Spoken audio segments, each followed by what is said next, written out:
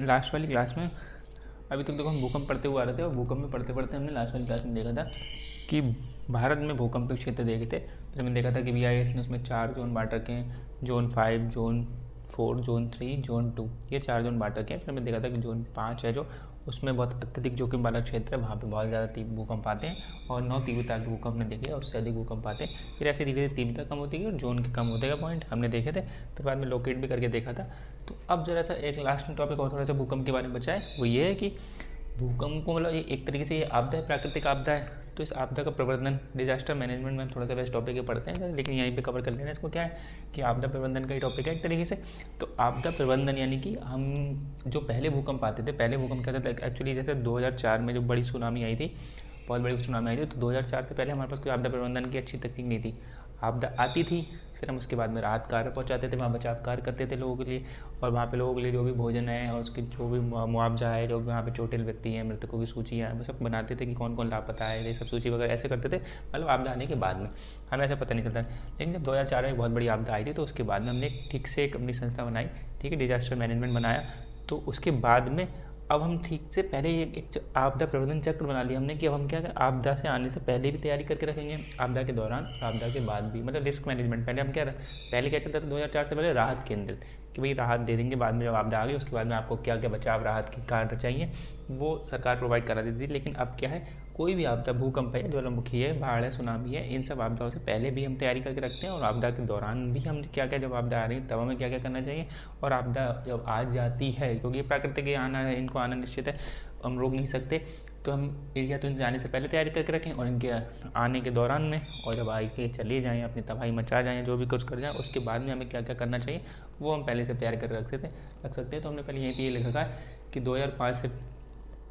से पहले, मतलब 2004 में सुनामी आई, तो उसके बाद में हमें थोड़ा जगह कि हाँ कुछ ऐसी हमारे पे एक संस्था होनी चाहिए, ठीक है, नेशनल डिजास्टर मैनेजमेंट होना चाहिए हमारे पास, तो डिजास्टर आपदा प्रबंधन होना चाहिए राष्ट्रीय स्तर पर। तो फिर 2000 पहले से राहत केंद्र चलता था, ये लिख रखा है कि यहाँ पे राहत केंद्र था 2005 से पहले, यानी कि आपदा आई उसके बाद में राहत पहुँचाई, बचाव कार्य करा, जो भी जैसे भोजन आदि, अस्पताल, मृतकों की सूची, ये सब करवाना, तो वो करते थे। तो ये 2005 से पहले चलता था। लेकिन अब क्या है, 2005 के बाद में जोखिम प्रबंधन यानी रिस्क मैनेजमेंट कर लिया हमने कि आपदा से पहले भी हम तैयारी करेंगे। मतलब इसका मतलब क्या, जोखिम प्रबंधन का मतलब एक आपदा प्रबंधन चक्र हमने तैयार कर लिया। उस आपदा प्रबंधन चक्र का मतलब क्या है कि आपदा प्रबंधन से पहले, मतलब आपदा से पहले पूर्व की हम कुछ तैयारियाँ हैं हमारे पास, आपदा के दौरान की तैयारियाँ हैं, और फिर आपदा जब हो जाएगी उसके पश्चात के वापस कोई तैयारियाँ हैं।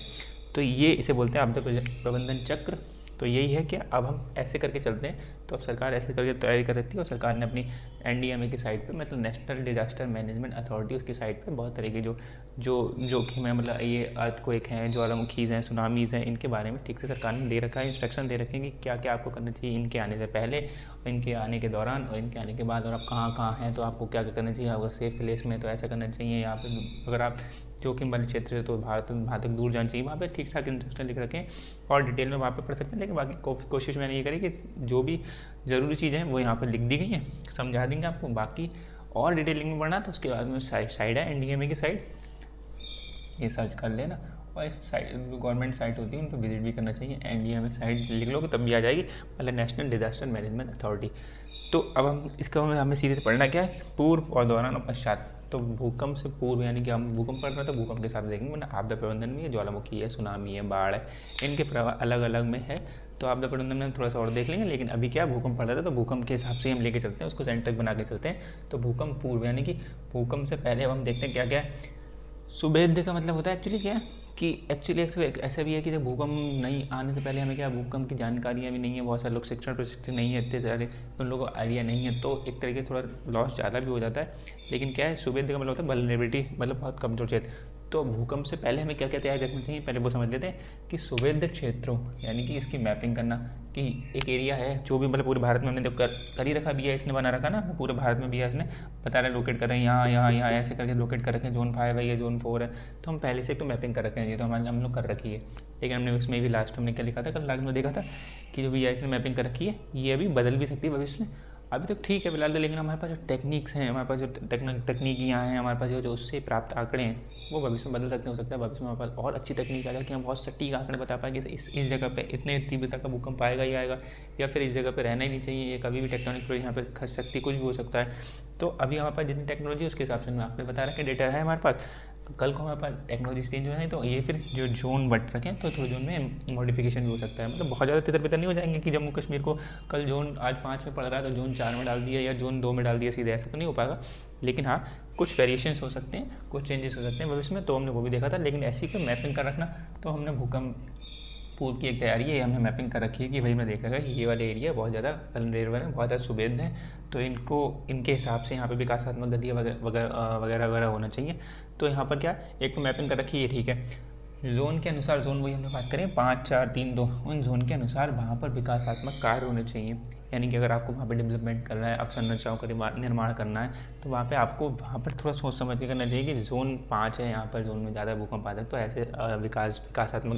गतिविधियाँ करनी है आपको, तो वो जोन के अनुसार करनी चाहिए। कि आप बड़ी बड़ी बिल्डिंग्स नहीं बना सकते ऐसे एरियाओं में, ठीक है। या फिर ऐसे कोई रोड्स भी देखना है कि रोड्स को कई बार नीचे पहाड़ों पे बना रहे हैं तो रोड्स में टनल्स बना रहे हैं, तो उसमें बना रहे हैं तो उसमें खोद रहे हैं, तो फिर ड्रिलिंग करने के चक्कर में आसपास में कंपन पैदा हो जा रहा है। तो ये सब चीज़ें ध्यान रखना पड़ा है कि विकासात्मक जो गतिविधियाँ हैं वो जोन के अनुसार होनी चाहिए। और विकास के समय जो मानक होते हैं, स्टैंडर्ड्स होते हैं, मतलब कि आप हर जैसे ना हर बिल्डिंग बनती है, कुछ भी होता है तो हर एक स्टैंडर्ड्स होता है कि भैया ये आपके पास होना चाहिए। जैसे इस टाइम सरकार ने घर में जैसे बना रखा है हार्वेस्टिंग सिस्टम बता रखा है कि ज़्यादातर जो घर बनते हैं तो हार्वेस्टिंग सिस्टम होना चाहिए कि बारिश का पानी नीचे अंडरग्राउंड चले जाए, जिससे थोड़ा वाटर लेवल बना रहे, तो पानी की कमी से बचने के लिए।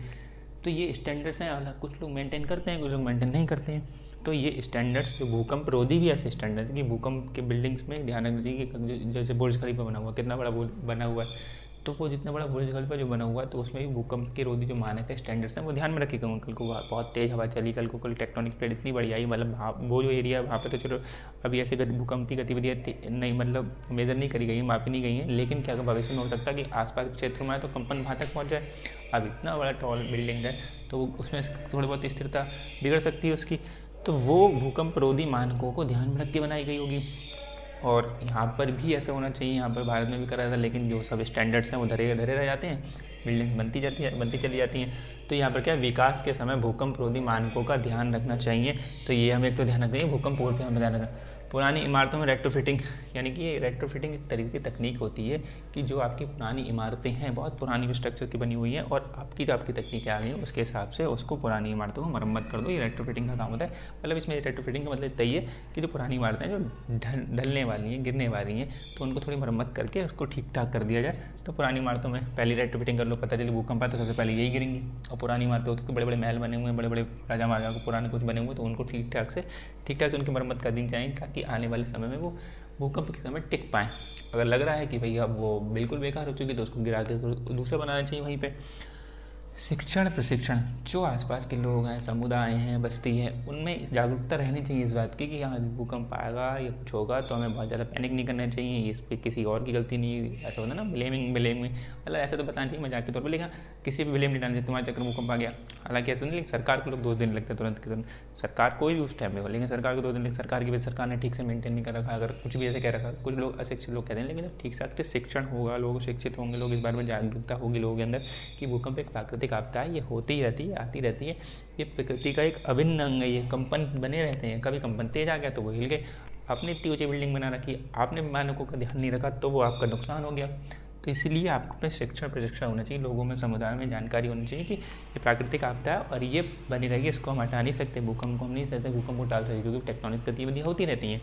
लेकिन हमें क्या, हमें शिक्षा होगी, हमें ध्यान होगा तो हमें पता है कि भूकंप आते हैं, आ सकते हैं, कंपन अभी भी हो रहे हैं, जो सब टेक्टोनिक प्लेट अभी भी चल रही हैं, तो कंपन तो हमने बताया, बल्कि कंपन तो होते ही रहते हैं, बस कंपन जहाँ तेज हो गया है ना, अभी भी लड़ रहे हैं आपस, प्लेटें लड़ रही हैं आपस में, तो ऐसे करके एक दूसरे से जहाँ ये ऐसे फिट हुआ, कहीं पर हुआ झटके तेज से लगे, तब वहाँ पर क्या कंपन पैदा होंगे, तो वहाँ पर आपने अगर मानवीय गतिविधियाँ कुछ ऐसी हैं जो नुकसान पैदा कर सकती हैं भविष्य में, तो वो नुकसान पैदा करेंगे। तो इसलिए शिक्षित लोगों, समुदाय, वहाँ के आसपास लोगों को सब शिक्षित हो कि भूकंप आएगा तो हमें ऐसे वहाँ पर करना चाहिए, ना कि पैनिक हो जाना चाहिए।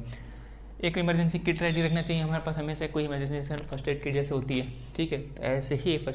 इस किट में फर्स्ट एड किट भी आ जाएगी कि फर्स्ट एड किट भी हो तुम्हारे, मतलब इमरजेंसी किट का मतलब इसमें फर्स्ट एड किट हो, कुछ तुम्हारे पास एक टॉर्च हो, बैटरी टॉर्च हो, जिससे उस टाइम लाइट वाइट नहीं जलाते, मतलब जो शॉक, मतलब जहाँ शॉर्ट सर्किट होने का खतरा है, या फिर कोई माचिस जला के आप लाइटर जला के नहीं दे सकते, वहाँ पे बैटरी टॉर्च हो तो बेटर, क्योंकि गैसेज रिलीज़ हो जाती है। हमने देखा सिलेंडर वगैरह और होमवर्क में जो दिया था वो क्या दिया था कि भूकंप से मतलब आग कैसे लग सकती है, तो उसमें क्या था, हमने एक देखा था कि सिलेंडर वाला, हाँ सिलेंडर देख लिया था। और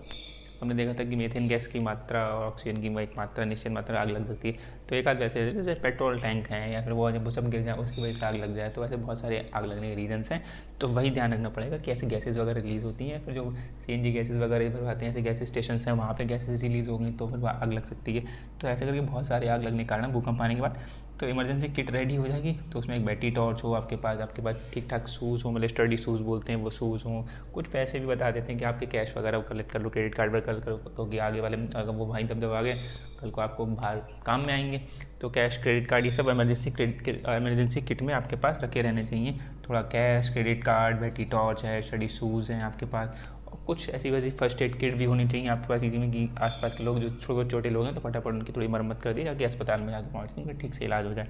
तो ये एक इमरजेंसी किट ही है। आपदा पूर्व की बात चल रही है, अभी तक आपदा आई नहीं है, तो आपको पहले ऐसे सब ध्यान रखना पड़ेगा। और सुरक्षित स्थान आपको चिन्हित करने चाहिए, आइडेंटिफाई कर लेना चाहिए कि ये सुरक्षित स्थान है आपके घर में। आपको पता होना चाहिए कौन कौन से सुरक्षित स्थान है, यानी कि ठीक से सेफ प्लेसेस हैं, कि अगर भूकंप आएगा तो मेरे पास ये बेड है, बड़ा मजबूत है, इसके नीचे छुप जाएंगे या फिर टेबल के नीचे छुप जाएंगे, ऐसे करेंगे। लेकिन कोशिश पहले क्या होगी, बाहर जाने की, सुरक्षित बाहर मैदान में जाने की कोशिश होगी। लेकिन हमारे पास इतना टाइम नहीं है और बहुत तेज कंपन महसूस हो रहे हैं, तो हमें बाहर भागने के बाद हम सोचेंगे जब तक सीढ़ियों में जाएंगे या बाहर तक पहुँचेंगे तब तक हो सकता है भूकंप कुछ ज़्यादा दुर्घटना कर दे। तो उसके लिए हमें क्या, अपने घर के अंदर भी सेफ प्लेसेस हमारे पास आइडेंटिफाई होने चाहिए, कि अगर हम नहीं पहुँच पाए बाहर तक तो अपने घर में ऐसी जगह पे, तो आपको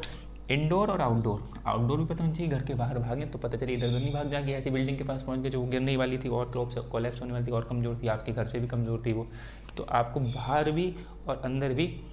ये आपको आइडेंटिफाई होने चाहिए सेफ प्लेसेस। और घर में तो मतलब कोई मजबूत टेबल हो, कोई मजबूत बेड हो, कोई डाइनिंग टेबल हो मजबूत सी, उसके नीचे आपको रहना चाहिए। ऐसा सरकार की साइड भी बता रखा है, तो ये ध्यान रखना चाहिए आपको। ये आपदा पूर्व की स्थितियाँ ये ध्यान में रखनी चाहिए। अब हम आपदा के दौरान बात है कि अगर कोई आपदा जैसे आगे जैसे भूकंप पड़ा तो भूकंप को देखते हैं। भूकंप के दौरान हमें क्या करना चाहिए, भूकंप के दौरान पे दो कैटेगरी काट रही है, एक और दो, मतलब एक व्यक्तिगत स्तर पर और एक संस्थागत स्तर पर। यानी कि जब भूकंप आ गया है तो हमें व्यक्तिगत स्तर पर क्या करना चाहिए, खुद हमें अपने आप क्या करना चाहिए, और फिर संस्थाओं को क्या करना चाहिए वो तो भूकंप के दौरान। तो हम वो समझ लेते हैं कि क्या क्या है। जैसे भूकंप के इसमें ये लिखा हुआ है, जैसे लिख भी पढ़ देते हैं एक बार फिर समझाते हैं क्या लिखा है। जैसे व्यक्तिगत स्तर पर हमें क्या, उसमें 3 कंडीशन समझेंगे। अगर आप व्यक्तिगत स्तर आप घर के अंदर हो तब आपको क्या करना चाहिए, घर के बाहर हो, और घर के बाहर भी हो तो बाहर, और किसी व्हीकल वगैरह वाहन में हो तो क्या करना चाहिए। अगर आप मलबे में दबे हुए डिब्रीज जो गिर चुकी हैं उसमें दब गए हो तब आपको क्या करना चाहिए। तो ये व्यक्तिगत स्तर पर चीज़ें हैं। फिर संस्थागत स्तर पर चीज़ें वो भी देखते हैं, पहले व्यक्तिगत स्तर पर देख लेते हैं। व्यक्तिगत घर के अंदर हो और आप बाहर, पहले सबसे पहले तो क्या आपको बाहर जाने की कोशिश करनी चाहिए, कि आप बाहर जाने की कोशिश आपको बन पा रहा है, इतना टाइम लग रहा है कि हाँ ठीक से बाहर जाए। जैसे बहुत बड़े बड़े अपार्टमेंट्स होते हैं ना, बिल्डिंग्स होती है, हमने बात करी थी ना, तो इतने बड़े बड़े अपार्टमेंट, इतनी बड़ी बिल्डिंग है, तो इसको जो ऊपर सबसे टॉप फ्लोर पर उसको बाहर जाने कहाँ मिलेगा मौका। तो एक्चुअली हालांकि वो तो फिर बिल्डिंग बहुत कमज़ोर है, बहुत मानकों से नहीं बनी है, तो ये क्लब्स करेगी तो इसको अंदर भी कहीं भी ढूंढ ले तब भी सेफ प्लेस, तब भी थोड़ी दिक्कत हो जाएगी। तो ऐसे बड़ी बड़ी बिल्डिंग्स को थोड़ा तो मना तो करते हैं या फिर बताते हैं बना लो कोई दिक्कत नहीं है, जनसंख्या इतनी बढ़ रही तो ऐसे बड़ी बड़ी बिल्डिंग से बननी ही पड़ेंगी, क्योंकि रहने लायक जगह नहीं बच रही भारत जैसे क्षेत्रों में। जैसे अमेरिका जो क्षेत्र है वहाँ बहुत खुली जगह पड़ी है, आबादी उतनी नहीं है, जितना एरिया जितना बड़ा उतनी आबादी है ही नहीं रहने लायक। तो बहुत बड़े बड़े छोटे छोटे बड़े बड़े खेत हैं लोगों के पास, बड़े बड़े मतलब यार्ड्स हैं लोगों के। लेकिन यहाँ भारत में ऐसी इतनी जगह नहीं बच रही है, एक छोटी छोटी ज़मीन के टुकड़े पे बड़ी बड़ी बिल्डिंगें खड़ी हैं, उस पर ही बहुत सारे लोग रह रहे हैं। तो ऐसे में, और अगर ऐसे में ऐसी स्थिति होने के बाद भी अगर मानकों का ध्यान नहीं रखा जा रहा है तो फिर आने वाली स्थिति अगर भूकंप आएंगे, जैसे बता दें राजधानी क्षेत्र में, दिल्ली राजधानी क्षेत्र में बहुत बड़ा भूकंप, बड़े संभावना है बड़े भूकंप की। तो ऐसे वहाँ पे भी बहुत बड़े अपार्टमेंट बने हुए हैं। वहाँ पे अभी जो रिसेंटली न्यूज़ वगैरह बहुत सारी चली कोचिंग सेंटर के बारे में, कि बहुत सारी संस्थाओं ने वहाँ मानकों का ध्यान नहीं रखा। अब संस्थाओं ने, अब हालांकि उन्होंने किराए पे रखा जो भी रखा, लेकिन वहाँ के जो मकान बिल्डिंग्स वगैरह बने हुए हैं, वहाँ जो मकान की जो स्टैंडर्ड्स होनी चाहिए, मानक होनी चाहिए, उनका ध्यान नहीं रखा गया। तो भूकंप अगर वहाँ पर तगड़े लेवल पर आया तो वहाँ पे अच्छी खासी जान माल की क्षति हो सकती है, ये भी हमें ध्यान में रखना चाहिए। तो हमें यहाँ पर क्या ध्यान रखना चाहिए कि ये हो गया। और इसमें हम व्यक्तिगत स्तर पर, यानी कि सबसे पहले तो हमें क्या करना चाहिए, घर के अंदर हो तो बाहर जाने की कोशिश करनी चाहिए। लेकिन जब ऐसा कोई व्यक्ति होगा तो उसको तो ये ध्यान रखना पड़ेगा कि आप किसी सुरक्षित स्थान के, घर के अंदर में कोई सुरक्षित स्थान आपके चिन्हित हो, कि भाई ये जो इतना मजबूत है इसके ऊपर अगर कोई बड़ा चीज़, एक लिंटर का टुकड़ा भी गिर जाएगा तो वो इतना नहीं दबाएगा और हमें थोड़ा सेफ प्लेस रखेगा, और हम थोड़ी देर तो अपने आप को मैनेज कर लेंगे। मतलब आसपास के एरिया में डस्ट हमें नहीं घुस पाएगी, और हम कुछ थोड़े बहुत सांस लेके हल्का और इशारा करके किसी जगह को बचाने वाले लोग आएंगे तो हम बच सकते हैं। ये कोशिश में रहना चाहिए। बाकी तो भगवान मालिक। सुरक्षित स्थान हमें देखना चाहिए घर के अंदर, ये ध्यान रखना चाहिए, मतलब पहले ही होना चाहिए। और ड्रॉप होल्ड कवर की टेक्निक हमें यूज़ करनी चाहिए। ये मतलब गवर्नमेंट ने बता रखा है अपनी साइड पे। ड्रॉप का मतलब वही कि एक जो बढ़िया से मतलब भाग के जाओ और एक ऐसे स्थान में चले जाओ, घर के अंदर ही हो तो आप घर के अंदर ऐसे बड़े से टेबल है और डाइनिंग टेबल है, बड़ा सा बेड है, तो उसके अंदर ड्रॉप के होल्ड है, उसको किसी कवर मतलब होल्ड वहाँ पे बैठे नीचे और कवर कर लिया किसी से अपने आप को, यानी कि वही जो भी बेडशीट है या फिर बड़ी सी आपके पास रुमाल वगैरह भी होना चाहिए, अगर है तो अच्छी बात है, नहीं तो कोई छोटा कपड़ा होना चाहिए जिससे आप मुंह ढक सकें, डस्ट वगैरह पार्टिकल्स इसके अंदर ना जाए। तो ऐसे करके उन्होंने वही है कि आप अपने आप को ड्रॉप करो, होल्ड करो, वहीं पर रुके रहो थोड़ी देर और कवर अपने आप को अच्छे से कर लो उसी से, डाइनिंग टेबल से या बेड से और ठीक से। और बाकी आपके पास रुमाल वगैरह तो उसको मुंह पर आराम से ढक लो ताकि डस्ट वगैरह ना जाए। तो ये आप घर के अंदर हो तो आपको ये करना चाहिए। और घर के बाहर अगर आप हैं तो घर के बाहर हैं तो आपको अगर ध्यान रखना चाहिए तो फटाफट अगर ऐसी बिल्डिंग के आसपास खड़ेंगे आपको लगता है गिर जाएगी, ऊंची है बहुत है, बिल्डिंग से तो बस हटना ही चाहिए। लग क्या सकता है कि और ये लगेगा कि ऐसा नहीं इसने मानकों को ध्यान रखा, तब भी नहीं खड़े होना चाहिए आपको। बिल्कुल सुरक्षित मैदान पर अच्छे से, पेड़ों से भी, बड़े बड़े पेड़ों से भी थोड़ा दूर रखना चाहिए, ठीक है। बल्कि खुला मैदान हो, वहाँ पे दूर दूर तक ज़्यादा कुछ ना हो। तो इतने क्रैक तो नहीं आते हैं अंत में कि कोई कहा तो फटाफट तक क्रैक आया तो आप हाँ वहीं पे धरती फट जाए जहाँ पे आप खड़े हो, ऐसा तो नहीं होगा। और होगा तो उसके लिए तो उसमें बचा जा सकता है कि आपको क्रैक एक संग तो नहीं पड़ेगा, चटकते हुए दिखेगी तो आप उसके हिसाब से मूवमेंट ले सकते हो। बट लेकिन हाँ बड़ी बड़ी बिल्डिंग है वो गिरती हैं तो उनके मलबे कहाँ तक गिर सकते हैं, क्या उछल के आपके पास ऊपर आ जाए, उसमें अंदर एक सिलेंडर रखा हो, सिलेंडर कूद के आपको बताया, तो इसलिए सुरक्षित मैदान में बहुत दूर तक आपको निकलना चाहिए। और पेड़ से, बिजली के तारों से और ऐसी जहाँ ऐसे मतलब गैस स्टेशन हैं या फिर पेट्रोल पंप है, ऐसी जगहों से थोड़ा दूर रहना चाहिए अगर आप घर के बाहर हैं तो। और आसपास मतलब ऐसे घर के बाहर में ये सब गैस स्टेशन, ये सब ऐसे पॉइंट इसमें ऐसे लिखते हो कि गैस स्टेशन हैं, पेट्रोल पंप्स हैं या फिर बिजली के तार हैं या फिर जहाँ पे मतलब पावर हाउसेस हैं या शॉर्ट सर्किट वाला एरिया, उससे थोड़ा दूर रहना चाहिए। कमज़ोर बिल्डिंगों से दूर रहना चाहिए, खुले मैदानों की तरफ जाने की कोशिश करना चाहिए। अगर आप घर के बाहर हो तो ऐसे करना चाहिए, बड़े बड़े पेड़ों से दूर रहना चाहिए। अगर वाहन में बैठे हैं तो आप उसी वाहन में रुक जाएँ, उसी वाहन से बाहर ना उतरें, वाहन में बैठे रहें, वाहन को बिल्कुल ऑफ कर दें और अंदर ही बैठे रहें। और कोशिश करें अगर वाहन मतलब ऐसी कहीं डेंजर एरिया में तो उसको वाहन को फटाफट जल्दी से ले जाएँ। और अगर मतलब बहुत ज़्यादा स्थिति हिलने वाली नहीं स्थिति है तो आप वाहन के अंदर ही बैठे रहें चुपचाप। और अब फिर वो ठीक बात है, सेफ्टी मेंटेन कर सकते हैं कि सेफ्टी मेंटेन है, कार की सेफ्टी मेंटेन है तो हो सकता है उसके ऊपर भी कुछ गिरे तब भी कुछ ना हो, लेकिन फ़िलहाल कोशिश ये करनी चाहिए कार थोड़ी सी आपकी सेफ जोन में हो, मैदान की तरफ हो, आसपास हो, और बाकी सारी कार बंद हो, उसमें कुछ चल फिल ना रहा हो। और फ्लाईओवर है, कोशिश करो फ्लाईओवर से हट के रहोगे, मतलब फ्लाईओवर के पुल के नीचे ना हो या पुल के ऊपर ना हो, तो वहाँ पे कार अगर कोशिश करें अगर आप मूवमेंट में हो तो जल्दी जल्दी वहाँ पे फ्लाईओवर है, बिजली के बहुत बड़े बड़े तार हैं, बड़े बड़े पेड़ हैं, इनसे सबसे बचा के रखें अपनी कार को या बाइक को या जो भी आपके पास वाहन हो, तो उसको आप ऐसे करके सुरक्षित स्थान पर भी ले जाएँ। मतलब वही ठीक है कि आप मैदान की तरफ की कोशिश बढ़ने की करें, और अगर उतर सकते हैं और वहाँ तक पहुँच सकते हैं तो और अच्छी बात है, वरना तो सबसे पहले सरकार ने ये रखा आप वाहन में ही बैठे रहें, वहाँ पर अगर आपको लगता है डेंजर वाला एरिया है तो उतरने की कोशिश न करें, कार वार बंद करें, उसी में बैठ जाएँ। और अगर इन केस मतलब ऐसा हो गया है कि आप मलबे में दब गए हैं, तब आपको क्या करना चाहिए कि आप बिल्कुल हिले डुले नहीं। पहले तो मतलब जो है कि हमारे अंदर जो भी ऑक्सीजन लेवल है, जो भी एनर्जी हमारे पास बची रहनी चाहिए वो बची रहनी चाहिए, हम उसको वेस्ट करके ज़्यादा ऑक्सीजन हमें इंटेक नहीं कर मिलेगी वहाँ पे ना, ऐसे अगर सांस लेने लगेगी तो हमें ज़्यादा अपनी एनर्जी वेस्ट नहीं करनी चाहिए। तो हम हिले डुले नहीं, लात बात नहीं चलाएं, ऐसे ही किक वगैरह ना मारें, ऐसे लात बात चलाते हैं हाथ पैर झाड़ते हैं कि यार हम कैसे निकल जाएँ, तो वो सब नहीं करनी चाहिए। उससे क्या बार बार ज़्यादा सांसें लेनी चाहिए, डस्ट पार्टिकल अंदर चले जाएंगे तो फिर हमें दिक्कत होगी, और वो उस टाइम के जो डस्ट पार्टिकल होते हैं वो बहुत ज़्यादा हानिकारक होते हैं हमारे लिए। आग न जला, अगर आप मतलब ऐसी स्थिति में दबे हुए हैं, आपको लग रहा है कि हाँ मतलब थोड़ा बहुत स्पेस है मेरे पास, लाइटर जेब में वो रखा था, मैंने किट वगैरह यूज़ कर ली थी, किट मेरे पास में, और मैंने लाइटर भी रखा हुआ उसमें धोखे से, जबकि लाइटर किट में बताया नहीं है, लाइटर वगैरह आपको बैटरी टॉर्च बताइए, लेकिन आपका देखता है कि लाइटर में जला सकता हूँ, तो आग किसी भी प्रकार से आग वहाँ पर ना जलाएँ, क्योंकि गैसेज रिलीज़ होती है, हमने देखा था। और आपके भाई शॉर्ट सर्किट रही, आपकी आसपास की किसी इलाके से गैस रिलीज़ हो गई, सिलेंडर से गैस रिलीज़ हो गई, तो आप किसी प्रकार से आग न जलाएं, कोशिश न करें, लाइटर वगैरह ना करें, माचिस वगैरह कुछ भी ना जलाएं, हिले डुले नहीं, मुंह को ढक के रखें थोड़ा सा। कोशिश अगर कपड़ा है आपके पास, वरना आपके जो आप पहने उससे कोशिश करें कि वो थोड़ा झाड़ वाड़ के मुँह को ढक के रखें, जिससे आपकी डस्ट पार्टिकल अंदर ना जाए। सीटी बजाने की कोशिश करें, अगर आसपास कोई बचाव कार्य चल रहा होगा तो सीटी मतलब चिल्लाने की बजाय आप सीटी बजाएं, चिल्लाना चिल्लाते हैं कि बचाओ बचाओ बचाओ, तो उसमें क्या आप मुंह खोलेंगे ज़्यादा तो आपके डस्ट पार्टिकल अंदर चले जाएंगे और आपको बहुत ज़्यादा प्रॉब्लम्स होगी लंग्स में, और उस टाइम के डस्ट पार्टिकल होते हैं बहुत ज़्यादा हानिकारक होते हैं। तो कोशिश करें कि अगर आपको लग रहा है आसपास कोई ऐसी आवाज़ आ रही है कि बचाव कार्य चल रहे हैं, तो आप सीटी बजाएं और हल्के हल्के आसपास दीवार की थोड़ी कोशिश करें कि हल्का हल्का नॉक कैसे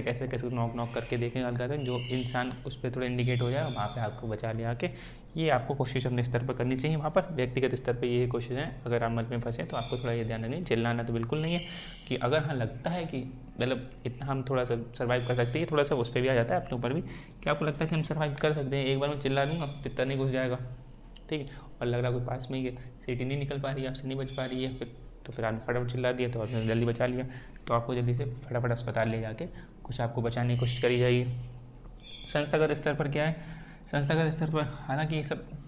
देखने में बहुत अच्छा लग रहा है, जब ऐसी स्थिति आती है, आपदा आती है, तो फिर बाद में पता चलता है कि उस टाइम क्या पैनिक हो जाते हैं। तो इसीलिए सरकार ने पहले से बता रखा कि आपको ऐसा ध्यान रखना चाहिए कि जब आपदा आ रही है तो आपको अपने ऊपर भी ध्यान रखना चाहिए कि ठीक से आपको मैनेज करना चाहिए कि क्या क्या स्थितियाँ हैं, क्या क्या गतिविधियाँ हैं आपकी, वो आपको ध्यान में रखना चाहिए। और साथ में दूसरे लोगों की भी मदद करनी चाहिए। मतलब आप पढ़े लिखे और दूसरे लोगों को आप भी पैनिक हो रहे हैं और दूसरे लोग तो पैनिक हो ही रहे हैं, तो वो चीज़ नहीं होनी चाहिए। इसलिए शिक्षा प्रशिक्षण वाली बात लिख रखी है कि आप शिक्षित रहें और दूसरों को भी शिक्षित करें। इस दौरान अगर नहीं घबराएंगे तो इतनी बड़ी आपदा नहीं है भूकंप। हम अभी देखेंगे, सबब करेंगे तो हम उसको समझेंगे कि अब भूकंप इतनी बड़ी आपदा नहीं है,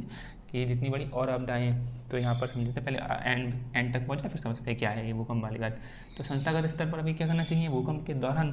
फटाफट सूचना है, समाचार है कि उनकी उचित व्यवस्था ठीक से सूचना समाचार पहुंचना चाहिए कि हाँ ठीक से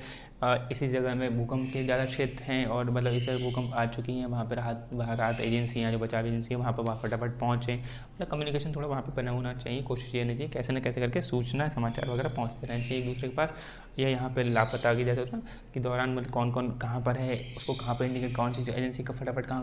पर बहुत बड़े स्तर पर आग लगी हुई है वहाँ पर फायर ब्रिगेड पहुँचनी चाहिए। ऐसा नहीं ना कि पूरे भारत में एक संग भूकंप आ जाएगा, सबकी सूचना बंद हो जाएंगी। एक साथ तो नहीं आएगा, इतना तो नहीं है, किसी एरिया में आ रहा तो दूसरे वहाँ से कम्युनिकेशन होगी, वहाँ से पहुँच गए, ये सब होना चाहिए। तो सूचना समाचार की उचित व्यवस्था रहनी चाहिए। बचाव राहत एजेंसियाँ, जो बचाव एजेंसियाँ या राहत एजेंसियाँ, उनको तैयार रहने का निर्देश देना चाहिए कि आपको कहीं भी इधर भी जा सकता है, इधर भी जा सकते हो, उधर भी जा सकते हो। हर परिस्थिति के लिए आपको रेडी रहना चाहिए। और नोडल प्राधिकरण की व्यवस्था होनी चाहिए। मतलब नोडल का मतलब होता है कि एक कोई संस्था बीच में है और इससे ये भी कम्युनिकेट करी, यानी कि आपस में कम्युनिकेशन बना हुआ है सभी एजेंसियों का आपस में कम्युनिकेशन। एक कोई नोडल एजेंसी है कि एक नोडल एजेंसी, जैसे हमने CDS की बात करी थी, chief of defence of staff, कि उसमें आर्मी नेवी, ठीक है, इन सब के ऊपर तीनों के ऊपर बैठ गए थे। एक तो ये नोडल का मतलब यही है कि नोडल प्राधिकरण की व्यवस्था नहीं, जो सभी एजेंसियाँ इनके बीच में आपस में कम्युनिकेशन ठीक से बना रहे। और अस्पतालों को निर्देश भी देना चाहिए उनको भी कि भाई आपके पास घायल आएंगे तो आपको फटाफट उनके तैयार रहना चाहिए। जो भी आपके पास इक्विपमेंट्स है, जो भी आपको रिक्वायरमेंट्स है, ऑक्सीजन सिलेंडर्स हैं या कोई भी दवाइयाँ वगैरह प्रॉपर रेडी रखें कि आपके पास जो भी वहाँ के लोग बचाव करेंगे वहाँ पर फटाफट अस्पताल में ट्रांसफ़र करेंगे। छोटे लोगों को तो उनको आपको घायलों को ठीक से उनको मरहम पट्टी करनी चाहिए, उनको निर्देश देना चाहिए कि ऐसे टाइम पर आपको कुछ अपना नहीं चलाना चाहिए, नहीं ऐसे करके लाओ, पहले वैसे करके लाओ, जैसे होता है ना अस्पतालों और बाकी सरकारी अस्पतालों में भी जो ढील डालती है उसको भी उनको बताएं कि थोड़ा सा तेज़ी से काम कराना चाहिए। ये तो हो गया कि भूकंप के दौरान, ठीक है, मतलब हाँ ये घर के अंदर घर के बाहर ये सब व्यक्तिगत स्तर पर और संस्थागत स्तर पर हमें ऐसा कुछ ध्यान रखना चाहिए। अब भूकंप से पहले देख लिया, भूकंप के दौरान देख लिया कि भूकंप आ रहा था तो हमें सब करना चाहिए। भूकंप आ चुका, ठीक है, पहले चला गया, मेन शॉक चला गया, हमने जो पढ़ा ना कि हमने देखा तो पहले अब फोर शॉक आएगा, उसके बाद मेन शॉक आएगा, उसके बाद आफ्टर शॉक आएगा। अब मेन शॉक आके चला गया, अब हम देखते हैं कि भूकंप के उपरांत हमें क्या करना चाहिए। ठीक, उसमें बताती सरकार बताती है शांत रहना चाहिए, कीप काम रहना चाहिए, और रेडियो टीवी पे जो निर्देश दिए जा रहे हैं सरकार के द्वारा वो सुनने चाहिए कि हाँ भाई आपको ऐसा करना चाहिए वैसा करना चाहिए, तो एक तो वो भी रखना चाहिए। बाकी बीच हैं, किनारे हैं, इनसे थोड़ा दूर रहना चाहिए हमें, क्योंकि हो सकता है कि ठीक से वेव फिर से आ सकती है, क्योंकि शांत मतलब पानी पीछे किस तरह आ सकते हैं, तो आपको वो भी ध्यान रखना चाहिए। आफ्टर शॉक के लिए हमें तैयार रहना चाहिए। हमने बात करा ना कि एक थोड़ा सा पहले होता है, जैसे फोर शॉक बोलते हैं, उसके बाद मेन शॉक आता है और ऐसे करके आफ्टर शॉक आते हैं। हमने बात करा था ना श्रेणी भूकंप जब देखा था, अर्थक्वेक सॉम हम देख रहे थे, तो हमने देखा था आफ्टर शॉक के लिए आपको तैयार रहना चाहिए कि आफ्टर अभी हल्के हल्के झटके और आते रहेंगे, तो उसमें भी आपको वैसे कुछ नहीं, फ्रीली होना चाहिए और सिलेंडर वगैरह ये सब कुछ ध्यान रखना चाहिए, ऐसे नहीं खोले छोड़ देना चाहिए। तो वहीं पर क्या टॉर्च का प्रयोग करें बजाय माचिस लाइटर। मतलब ऐसा है कि एक होता है ना आदत है कि जो सिगरेट वाले आदत होती है सिगरेट पीने वालों की, कुछ भी लॉस हो, कुछ भी हो गया, कुछ भी कैसे भी हो गया, खुशी है गम है, तब भी सिगरेट है उनके पास फटाफट जलाई। तो ऐसा वहाँ पे मना करा गया है सरकार की साइड पे कि स्मोक करना या सिगरेट है या कुछ भी सिगार वगैरह उन सबको ऐसे जलाना नहीं चाहिए, नहीं बने, क्योंकि अभी भी गैसेज हैं आसपास उड़ रही हैं, गैसेज रिलीज हो चुकी हैं, सिलेंडर किसी के फटे होंगे, सिलेंडर की गैस निकल रही होगी, ये सब अभी गैसेज हैं। तो आपको मतलब टॉर्च का ही, बैटरी टॉर्च का ही उपयोग करना चाहिए बजाय माचिस लाइटर आदि सिगार स्मोक कुछ भी नहीं करना चाहिए उस टाइम, मतलब जब वही भूकंप के उपरांत। मतलब जब बहुत नॉर्मल स्थिति हो जाए, भूकंप आ चुका है, बहुत नॉर्मल स्थिति होगी, उसके बाद तो कर सकते हैं, लेकिन तुरंत के तुरंत आप एक आध दिन के अंदर ऐसा नहीं करना चाहिए, क्योंकि अभी भी वहाँ पे गैसेज निकलने में सब में टाइम लगेगा, मलबे वलबे हटने में टाइम लगेगा, तो उसमें सब गैसेज हो सकती हैं, तो आप बड़े खतरे में फिर से आ सकते हैं। तो इसलिए सरकार भूकंप के उपरांत में ये ध्यान रखना चाहिए कि भूकंप आ गया तो वहाँ पे और लाइट वगैरह सब ऑफ रखनी चाहिए, वाटर वाला जो सब कुछ है वो सब कुछ ऑफ रखना चाहिए, क्योंकि हमें उस टाइम आपने लाइट जला दी, कहीं पर वही पता है गैसेज रिलीज होंगी तो शॉर्ट सर्किट के कारण फिर से आग लग सकती है। तो ये सब चीज़ें लाइट वगैरह भी हमें अभी सब ऑफ रखना चाहिए, जब तक ठीक से मलबे हट के तब तक स्थिति पूरी ठीक ना हो जाए, तब तक हमें प्रॉपर आगे तक ये काम करना चाहिए, तो बैटरी टॉर्च का उपयोग करना चाहिए, और बचाव कार्य अभियान करने में मित्रों को अगर लापता सूची करनी चाहिए, ये सब हमें ध्यान रखना पड़ेगा। एक सेकेंड रुकिए।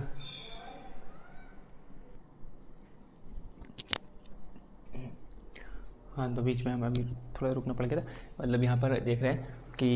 ये देख लिया था, संस्था के स्तर पर देख लिया, उपरांत हम देख रहे थे, उसमें देखना कि बचाव का मतलब टॉर्च का प्रयोग हमें करना चाहिए, बजाय हमें माचिस और लाइटर वगैरह इन सब का किसी का प्रयोग नहीं करना चाहिए, क्योंकि हमने देखा ना अभी गैसेज वगैरह रहती हैं, तो इसका ध्यान रखना चाहिए। फिर बचाव कार्य अभियान भी हमें ध्यान रखना चाहिए, बचाव उपरांत तुरंत जो राहत एजेंसियाँ, जो बचाव एजेंसियाँ, उनका कार्य अभियान चलता रहना चाहिए, वो फटाफट अपना जो उनके हिसाब से उनकी जो ट्रेनिंग दी जाती है उनको अपना काम करना चाहिए तुरंत के तुरंत वहाँ पर, क्योंकि वहाँ पर हो सकता है कोई दबा हुआ उसको निकालना है, उसको बहुत इमरजेंसी फटाफट, इसलिए आराम से नहीं कि ठीक से आप चले जाएंगे ऐसे करेंगे। फिर हमने देखा कि